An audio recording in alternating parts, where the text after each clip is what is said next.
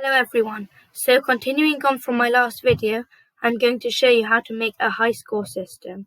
So the first thing we need to do is make a variable called high score.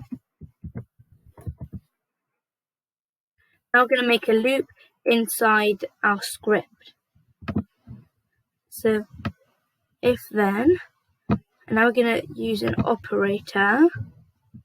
So this one, I'm going to say if the score is bigger than the high score, then we're going to set the high score to whatever the score is.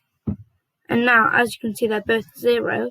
When I press the green flag, they're both going to go up by 1. But now if I stop the program, then I restart it, it'll go back to, score will go back to 0, but high score won't.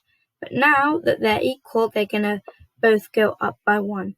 So that's how to make a high score in Scratch, and thank you for watching.